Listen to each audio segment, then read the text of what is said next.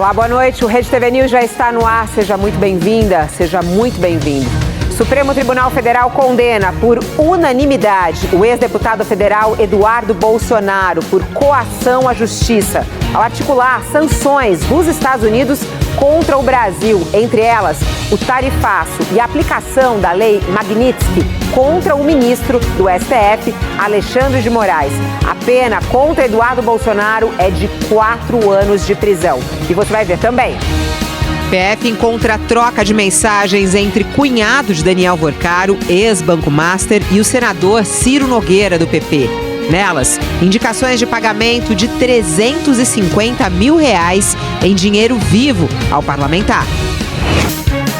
Estamos de volta aqui com o Rede TV News e com revelações do caso do Banco Master. O ministro André Mendonça quebrou o sigilo parcial da operação que investiga fraudes no Banco Master. Os novos documentos da Polícia Federal apontam o pagamento de viagens de luxo e repasses financeiros para parlamentares. Entre os citados estão os presidentes da Câmara e do Senado, Hugo Motta e Davi Alcolumbre, além do senador Ciro Nogueira. Nós vamos a Brasília agora com Rafael Felitti, que traz mais informações sobre essas revelações que estão mexendo com Brasília nesta noite. Olá, Rafael, boa noite. Oi, Fabiola, boa noite a você e a todos que nos assistem aqui do Rede TV News. Essa quebra de sigilo traz detalhes da relação entre Daniel Vorcaro e o senador Ciro Nogueira, que também é presidente do PP e foi ministro durante o governo Jair Bolsonaro. Segundo a Polícia Federal, constam registros de pagamentos de Daniel Vorcaro para Ciro Nogueira de R$300 a R$500 mil mensais. E que, além disso, Ciro Nogueira era o maior privilegiado de Daniel Vorcaro nas viagens internacionais que ele bancava para políticos, tendo pagado ali viagens em hotéis, voos de luxo e também em restaurantes de luxo em cidades como Lisboa, Nova York e Paris. Mas o senador Ciro Nogueira não era o único beneficiado por Daniel Vorcaro. Os registros também apontam que ele bancou uma viagem de luxo de Hugo Motta para Lisboa. Ele teria ficado em um hotel de luxo e que também o ex-banqueiro teria pagado $30 milhões em contas no exterior para o presidente do Senado, Davi Alcolumbre. Hugo Motta disse estar tranquilo com as investigações, mas que espera uma investigação isenta.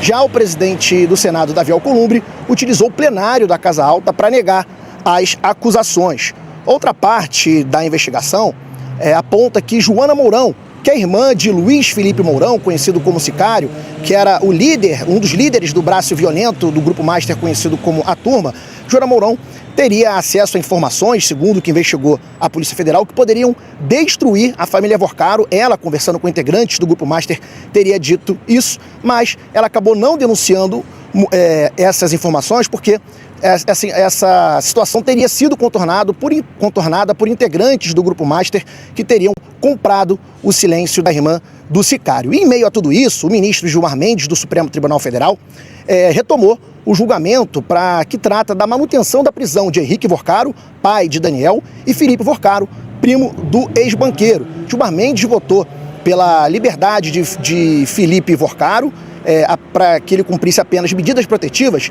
e votou a favor da conversão da prisão preventiva de Henrique Vorcaro em prisão domiciliar. Mas, mesmo com voto contrário de Gilmar Mendes, até a última vez que eu olhei no sistema do Supremo, o placar estava em 3-1 para manutenção da prisão, ou seja, a maioria já foi formada na segunda turma. Fabiola, volto com você. Muito obrigada, Felitti. E a gente traz, claro, a repercussão política disso. Já comigo aqui no estúdio, a nossa comentarista, Beatriz Bula, apresentadora também do É Notícia.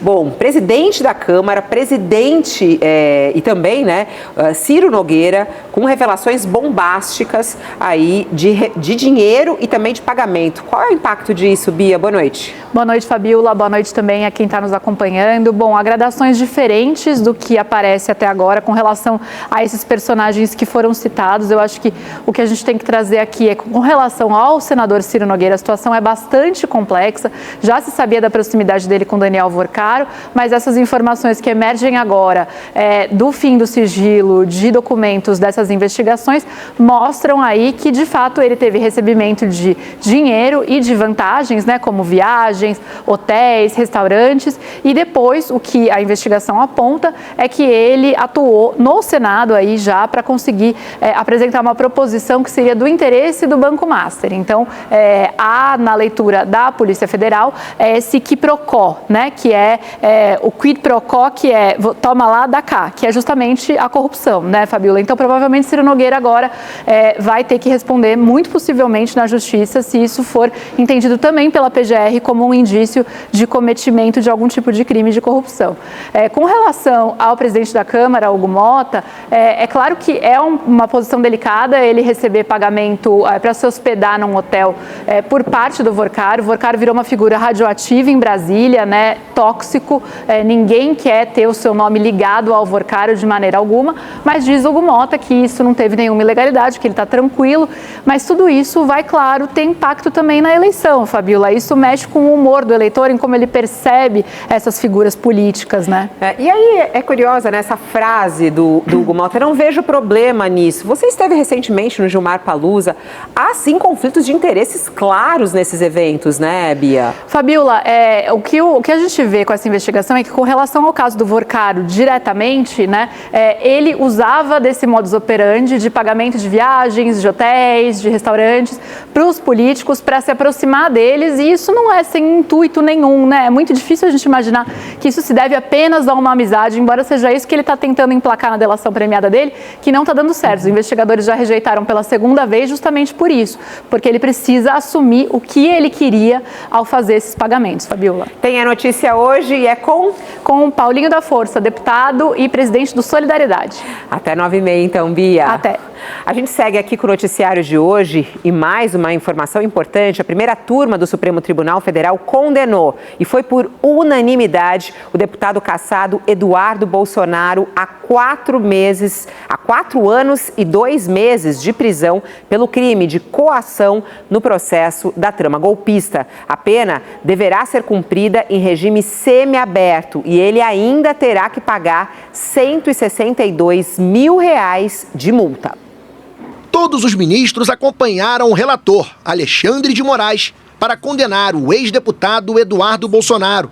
A primeira turma entendeu que o ex-parlamentar articulou com autoridades americanas sanções contra o Brasil e contra autoridades brasileiras, para pressionar o STF a encerrar o julgamento contra o pai dele, o ex-presidente Jair Bolsonaro. Na acusação, a Procuradoria-Geral da República apresentou como provas uma série de vídeos em que Eduardo Bolsonaro diz ter sido o articulador de sanções, como o tarifaço de 50% a produtos nacionais, a revogação do visto de autoridades e a imposição da Lei Magnitsky contra o ministro Alexandre de Moraes. O denunciado afirmou que, mesmo sendo adotadas medidas que pudesse prejudicar toda a população brasileira, isso seria um mal necessário para obstar a atuação dos ministros desta Suprema Corte. Eduardo Bolsonaro está nos Estados Unidos desde fevereiro de 2025 e foi representado pela Defensoria Pública da União, que pediu o impedimento de Moraes e a nulidade do processo.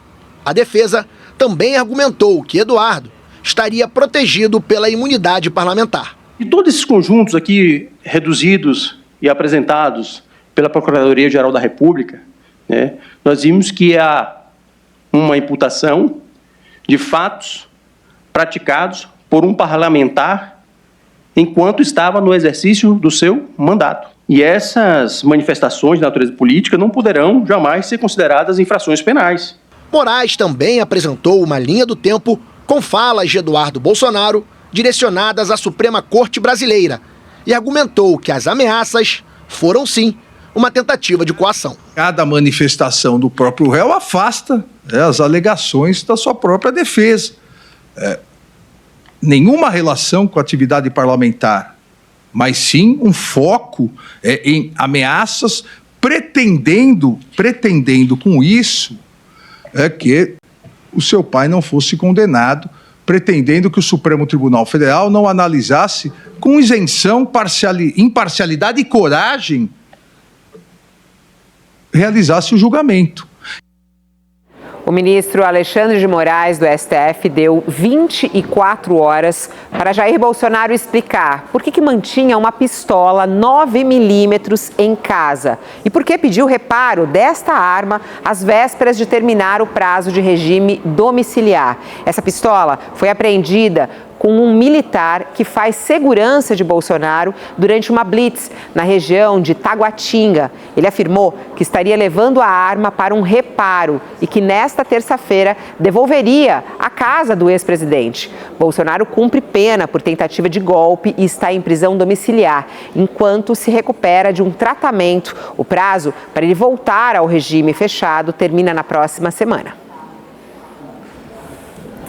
No segundo dia da cúpula das maiores economias do mundo, o G7, Donald Trump deu uma alfinetada no premier israelense Benjamin Netanyahu, que insiste em manter os ataques ao Líbano. O acordo de paz com o Irã voltou ao centro das discussões neste segundo dia da cúpula do G7 em Evian, na França.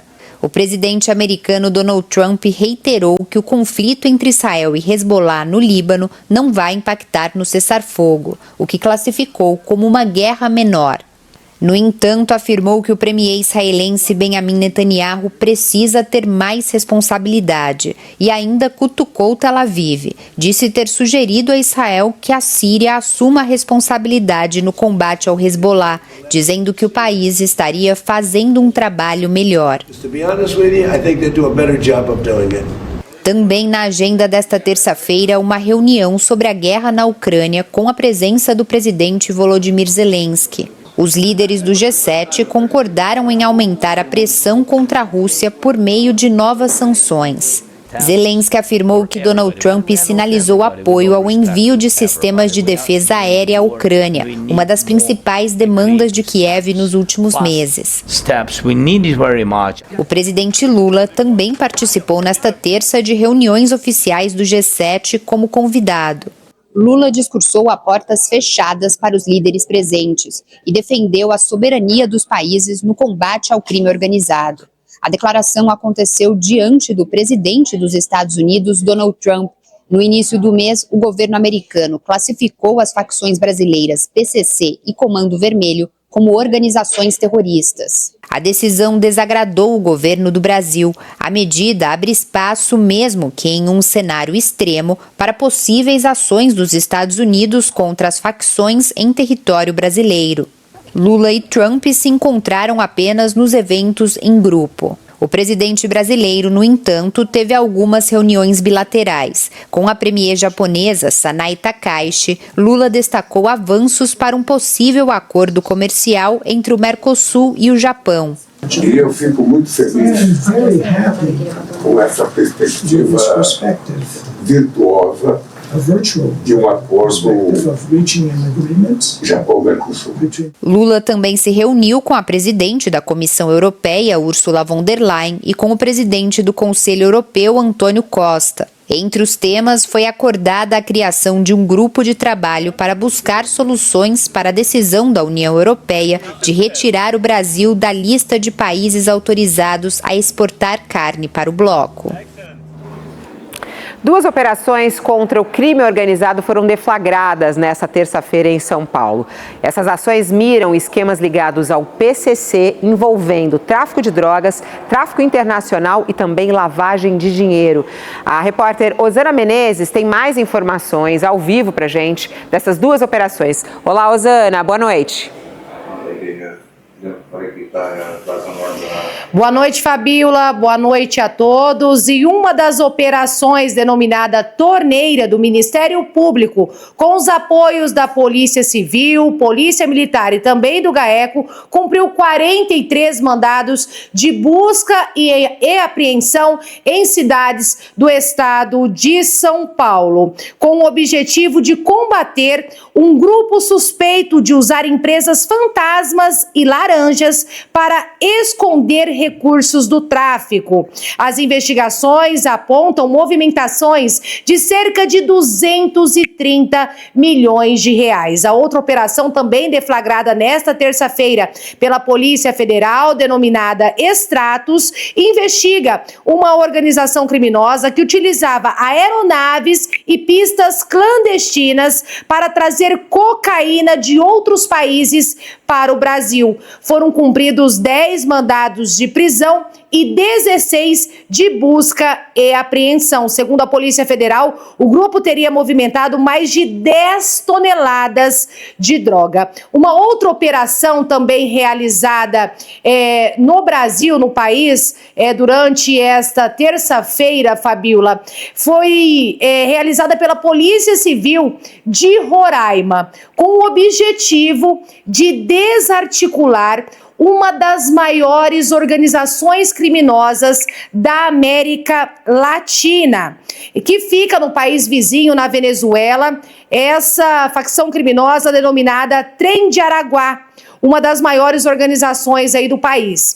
Esta organização fornecia armamentos pesados para duas facções aqui no Brasil, o PCC e também o Comando Vermelho. A ação foi conduzida pela DRACO, a Delegacia de Repressão a Organizações Criminosas, e busca asfixiar os braços operacionais e financeiros do grupo.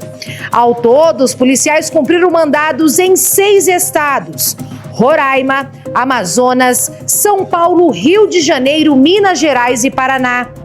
A investigação aponta que o esquema envolvia tráfico internacional de drogas, lavagem de dinheiro e comércio ilegal de armas de alto poder destrutivo, fabricadas no exterior.